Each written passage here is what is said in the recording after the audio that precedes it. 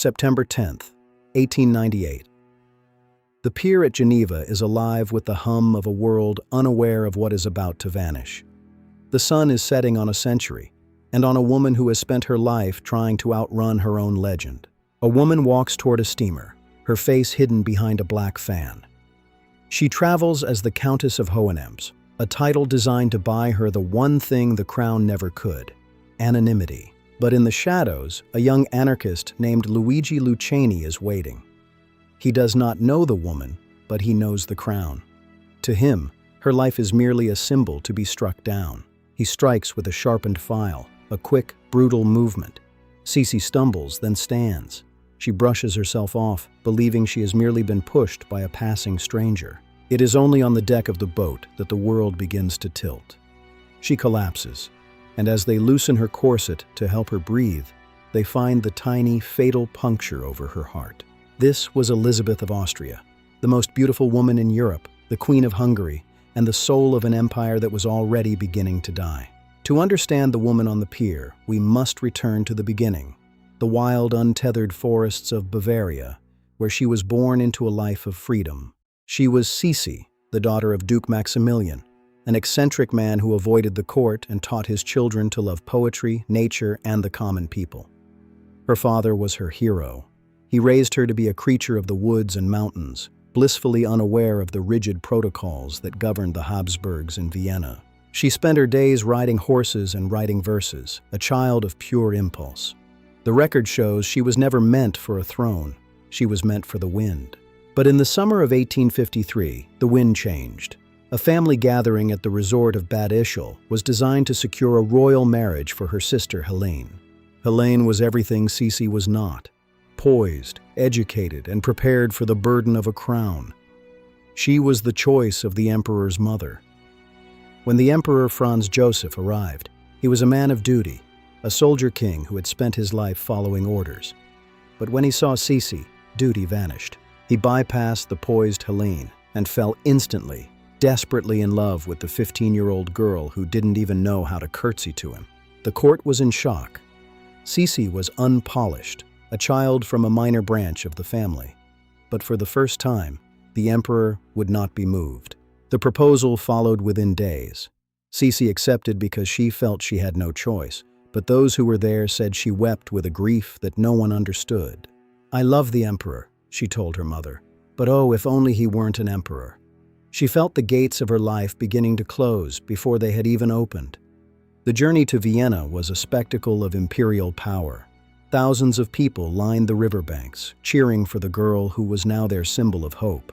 But as she arrived at the Hofburg, the sheer weight of the palace seemed to press down on her.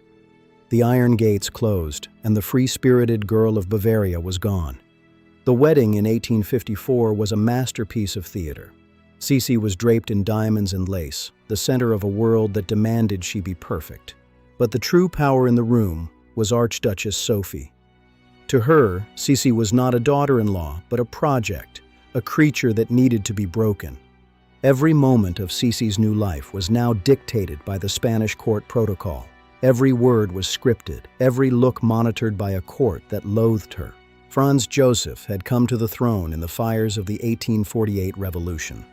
He was a man of order and iron, a stark contrast to his wife's fluid, poetic nature.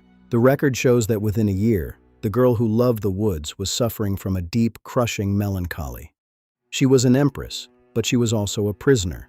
When her children were born, the tragedy deepened. Sophie took them away immediately, declaring that Sisi was too childish and too uneducated to raise them. In 1857, her eldest daughter, Sophie, died during a trip to Hungary. Sisi was blamed for her death, and the court's coldness became unbearable. When she gave birth to Rudolf, the heir, he was taken as well. He was placed in the hands of military tutors, his mother's love replaced by the rigors of command. It was here that Elizabeth began her silent rebellion. If she could not control her children or her destiny, she would control the one thing they could not touch: her body. Her hair became her obsession. It took 3 hours every single day to brush and braid. She called it her crown of thorns, a heavy weight she had to bear. She adorned her hair with 27 diamond stars, a signature look that became famous across the continent. To the world, they were jewels. To Sisi, they were pieces of the night sky she could never reach. She installed gymnasiums in her palaces, an act of defiance that shocked the Viennese elite. She exercised for hours until her muscles screamed. Her diet was legendary for its sparsity: oranges, raw meat juice, and milk. She maintained a 16-inch waist her entire life, a feat of sheer, painful will. She used her beauty as armor. By becoming the most beautiful woman in Europe, she made herself untouchable. She was a work of art that no one could possess. She bathed in goat's milk and used crushed strawberries as face masks.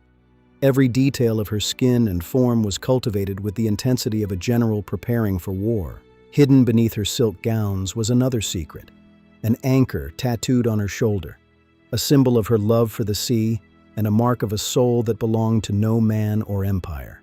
In her later years, she turned to spiritualism. She claimed to communicate with the spirits of the dead, including the poet Heinrich Heine, whom she considered her soul's true companion. She found a brief, exhilarating freedom in the fox hunts of Ireland and England. There, she was known only for her skill in the saddle, outriding even the most seasoned huntsman.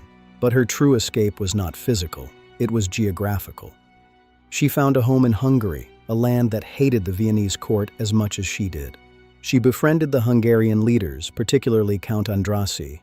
In Hungary, she was not just an ornament, she was a queen who understood their struggle for freedom. In 1867, she was crowned Queen of Hungary. It was her greatest political triumph, and the only time she ever used her influence for a cause she believed in. At Gödöllő, her Hungarian palace, she was free. She could ride and hunt for miles, away from the suffocating eyes of the Archduchess and the Viennese spies. Her fourth child, Marie Valerie, was her Hungarian child. Sisi raised her with the love she had been denied with her older children, a healing but complicated bond. But peace never lasted. Sisi became a restless traveler, moving between spas and islands, searching for a peace that always seemed just out of reach. She fled to Madeira, to the Riviera, and to the mountains. She spent more time in transit than she did in any of her palaces. The record shows her husband pleaded for her return. On the island of Corfu, she built the Achillean, a palace dedicated to her hero, Achilles. She saw herself in his tragic greatness, a figure doomed to be admired but never understood. She wrote poetry under the name Titania, pouring her loneliness into verses. She ordered her journals to be kept secret for 60 years, fearing their honesty.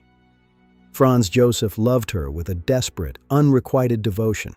He sent her letters every day, filled with the mundane details of an empire she no longer cared to rule. Realizing she could never be the wife he needed, Sisi encouraged the emperor's friendship with the actress Katharina Schratt. It was a quiet compromise that allowed the emperor companionship and Sisi the freedom to remain a wanderer. He was the administrator of a dying world. She was its restless ghost. They were two people bound by a crown that was tearing them apart. Their son Rudolf grew up in this void. He was a liberal, a dreamer, and a man who felt the weight of the Habsburg name as a death sentence. By 1889, the tragedy was inevitable. Rudolf felt trapped between his father's rigidity and his mother's absence. He turned to a dark, final escape. At Mayerling, the heir to the throne took the life of his mistress, Mary Vetsera, and then his own. The heart of the empire was broken in a single night. Sisi never wore color again. She became the Lady in Black, a mourning figure who walked the borders of Europe, seeking the same end her son had found. She sailed through storms that terrified her crew. She walked for 8 hours at a time in the pouring rain. She was a woman waiting for her own shadow to catch her, which leads us back to Geneva. In September 1898, Sisi arrived at the pier. She was 60 years old, tired of her beauty, and even more tired of her crown. She walked without her guard, believing she was safe in a world that had forgotten her. But the anarchist Luciani was waiting for a symbol. He struck her heart with a sharpened file. She died as she had lived, quietly and far from the court she loathed. The empress who ran from her crown had finally found her peace. Her body was returned to a Vienna that finally claimed her in death. Thousands lined the streets in a silence so deep it felt as though the heart of the city had stopped with her own. Her death signaled the end of an era, The Habsburgs would never recover, and the old world of palaces and portraits was already crumbling into the fires of a new century. We remember her for her beauty, but history shows a woman who fought an impossible war between her duty and her soul. She was a bird that refused to sing in a golden cage. Today she is a myth, a character in films and novels. But the record shows a real woman of flesh and bone who paid the ultimate price for a title she never chose. In the end, Sisi remains the eternal empress of our imagination, a symbol of the human spirit's desperate, tragic struggle to be free in a world that demands we belong. Which royal heart should we explore next? Let us know in the comments below. We read every one. Subscribe to Crowns and Sorrows for more intimate journeys through the corridors of history. Thank you for watching. The corridors of power are long, and the sorrows of those who walk them are deeper than any crown. See you in the next story.